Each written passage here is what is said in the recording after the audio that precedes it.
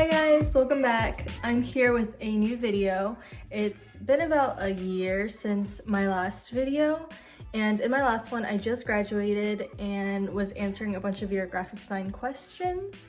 And actually I get a lot of DMs from that video, and a lot recently actually, about how you found me through that video and you were curious about graphic design and you're discovering your own passion for design, and some of the questions in that helped. So I reached out on Instagram to see if you guys have any more graphic design questions, and I compiled a couple of them, and some of them I'm going to split into a different video, and some of them I did answer in my previous video. So if you haven't seen that, that might help answer some of the questions that aren't in this one. So the first question is it hard to learn graphic design / how do you learn the software? I got the same question from several people, and I guess I can address them kind of separately. The first is, how do you learn the software? I think that's the technical aspect, and that can be easy to learn. There's a lot of resources. I mainly use YouTube when I can figure anything out.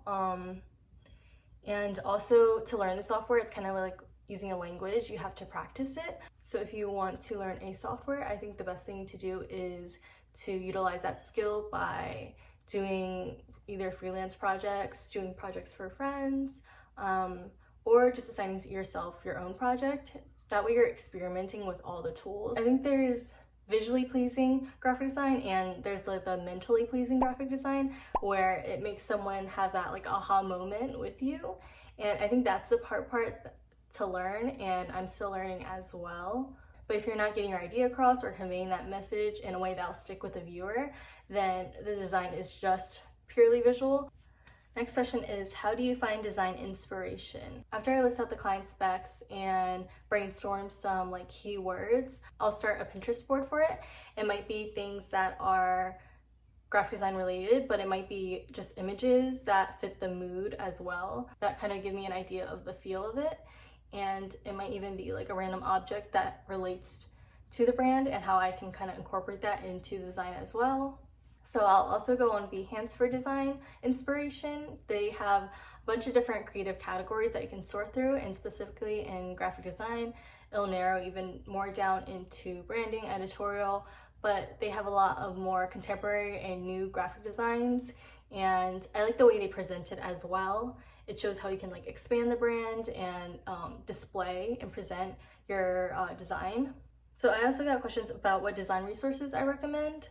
I'll listen to videos or podcasts from The Future and Chris Joe, especially if you're starting to freelance. I watched his videos first, and it really helped me get an idea of how much I should charge and why I should charge that much for my design. Google Fonts is one of the first resources I used when I was starting out to download free fonts. You definitely have to dig through to find some good ones, but it's definitely a good starting point to start getting your library of fonts up. Another great resource is Creative Market for fonts. This has a lot more fun fonts, and I find myself using it for logos more. Although it's not free, if you do want to try out one of the fonts, I'll go to the font I like. You can type in the name, whatever sample of text that you want, and I'll zoom in as much as I can and kind of screenshot it, put it into Illustrator and outline it and expand it to try that font for like a logo. And if the client likes it, it'll come out of their budget to buy the font, and then you can recreate that font. But that's a good way of getting around that if you don't want to buy the font now. And once you have your design, you do want to mock it up for it to look good for presentations. So for product mock-ups, even now, I'll just Google a mock-up for something specific, like business suite mock-ups or like coffee mug mock-ups. There's so many free ones out there that most of the time I don't even use ones for work that I have to purchase. And a lot of times you might need stock images for your designs, and those can get expensive with licenses for like Stocksy or Shutterstock. But if the client is willing to pay, you definitely can use those. Just copy it. There will be the watermark on it, but again, the client can pay for it after if they do like the image. And if you don't want to pay for a license for an image, there is Unsplash, where I use a lot throughout college, and they have more like aesthetically pleasing stock images, ones that aren't superposed. Those are just a few, but I'll leave the link to those below. So the next question is, are there any good graphic design books? To be honest, I'm not a big reader, and the only design books I've read are during college, but there are some that have stuck with me, and I'm glad that I was forced to read during college. The first one is How to Be a Graphic Designer Without Losing Your Soul. It has a lot of the technical stuff and questions about being a graphic designer. Some of the things are like professional skills to have, how to find a job, how to freelance, questions about clients, and what is graphic design today. So I do recommend this book if you have a lot of questions about graphic design and being a graphic designer. In this book, A Smile in the Mind, I really like this book because it talks about that point I mentioned earlier about the design thinking part of it and the emotional and message part of design. And this basically covers how wit and clever thinking is used in design. But for someone that's very visual like me, it has a lot of images that you can refer to when they're explaining what these types of wit are. And it just builds your kind of toolbox of different design thinking and ideas that you can use. But now I'm looking back on these, I think I want to review both of them because there's a lot of things in here that I've already forgotten. Next question is, what do you do when you get artist block? For me, I think artist block is part of the process, and rarely, very rarely, I will like think of a design and just follow it all the way through.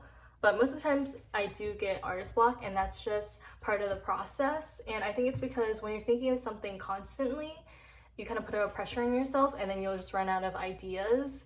And I did kind of mention this in my last graphic design video, but I think it's so important that I want to mention it again. If you've really spent like a bunch of hours on this and you're at this block, the best thing to do is just kind of walk away from it. Either do something else, cook, exercise, clean, or honestly sleep is one of the best things. I think I said that in my last video because it kind of just refreshes your brain so you can see this design from a new perspective and something you might have not caught before. And when you're just staring at something for so long, it kind of just looks the same. And if you just stay there and try to force yourself to think of it, you just make yourself more frustrated, more miserable. So the best thing is to come back and look at it from a fresh perspective. Now on to some of the job questions. What is it like to work at an agency? Before I graduated, I always knew I wanted to work at an agency because I wanted a range of projects. So the two main types are agency or in-house. And I knew I really wanted to do branding and logo work, and that would be more agency work versus in-house. I knew I wanted to work at an agency because I didn't want to work on the same brand every day. I was really into logo design and branding, so I wanted something new every day. So since we have a larger company, the structure of it might be a little different from others. I haven't had enough experience to compare it. On the brand team, we have the designers and we work really closely with the creative strategists, and that's something I didn't know before going in. A lot of times in school you have to think about the messaging and come up with the taglines and names during school. But now in my job, I can focus on the design and collaborate with the creative strategists. The creative strategists will come up with a lot of the messaging and do a lot of the research behind the client and bring that to us, and we'll collaborate with them to create the visual brand. Also with agency work, you'll have a lot of internal meetings, and then with agency work, you do have to be able to present to a client. And you might not have to be able to do this at first, but eventually you do want to be able to present your logos. And this is a skill that's really nerve-wracking still for me, but it is your design and you know it best, so you do want to be able to present it to the client and explain it to them in a way that they'll understand it as well. Next question is, what is it like to work with clients? I don't think you can ever learn how to deal with clients because each of them are really different. Some of them are really open, some of them are more conservative with their designs, and of course as a designer you are trying to convey their message and please their needs. Another thing with working with clients, it's hard to communicate about design because everyone has their own idea of what's something very modern, or what's something very bold, or what's something very simple or chic, sophisticated. All these adjectives are different when each person is visualizing it. So you might get something where they want something really bold, and then you do something you think is bold, but for the client it's too much, so you'll dial it back down. And I think that's one of the skills to have, is to be okay with that, because you are designing to meet their needs. And if you do something that you really like, that you think it's really cool, but the client might not respond to, then you can definitely save that project and develop it as far as you want to, and put that in your portfolio for later once it's okay to launch a project or share it. But you can definitely continue that design for yourself, but for designing for a client versus for yourself is completely different. Next question is, how long does it take to create a logo?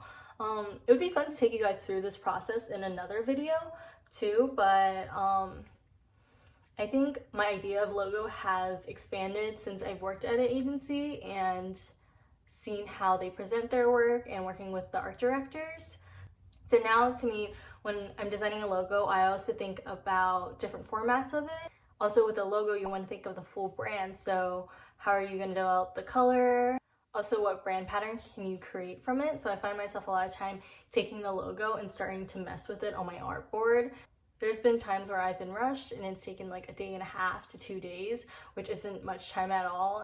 But there's other instances where I have 1 to 2 weeks where I can really understand the brand, design it, get it reviewed, and then present it to client. If I was working like back to back on it, it would take like 2 to 3 days to make a logo, possibly, and that's like the minimal time. Next is job tips for graduating designers. Just last year I was graduating and entering into the job market, and I was just thinking of entering the job market in the circumstances that is going on now. It would be a lot more difficult. I'm not trying to scare you guys, but businesses aren't functioning as they are regularly. So employment is different across all boards. But under any circumstances, some of my top tips for job searching is number 1, your portfolio, of course, having a good portfolio on your website.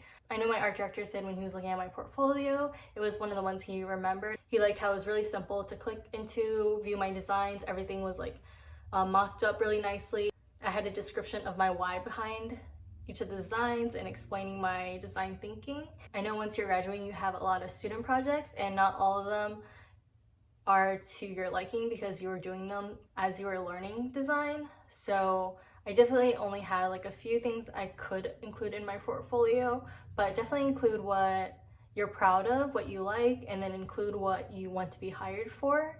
I again like logo design and branding, so there is a lot more branding work in my portfolio.